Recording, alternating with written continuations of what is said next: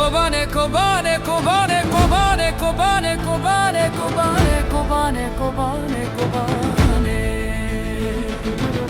Kobane, kobane, sembola berxwedane. Kobane, kobane, khewna Ahmed Ghani. Kobane, kobane, tu kela berxwedane.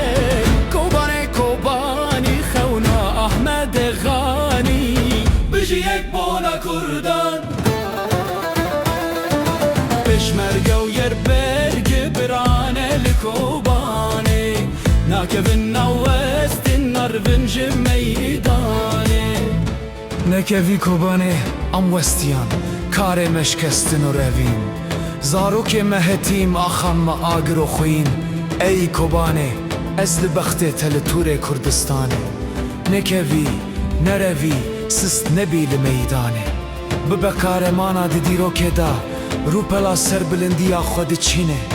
Kobane bibe swara beyî tirs li meydanê şorê xwe dihejîn. Ey kobane ez li bextê te li Tûrê Kurdistanê. Nekevî nerevî sist nebî meydanê. Kobane tu marke ser pê hatiyên şervanan. Keç û xortên Kurdan Rostamê li meydanan. Kobane tu marke ser pê hatiyên şervanan. Keç û xortên Kurdan Rostamê li meydanan. Her bijî tu kobane çawa düşmen şkandin te bi bîr û baweran. Singê te metaleş bû rometa insana.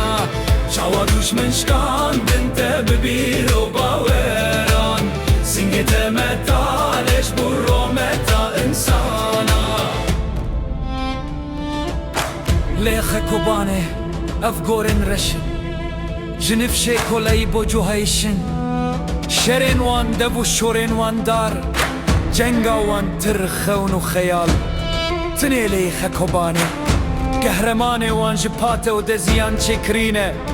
Delê xekon mişk jêra keyserîne. Lêxe kobane serkeftinên wan şikestinin. Karên wan revîne.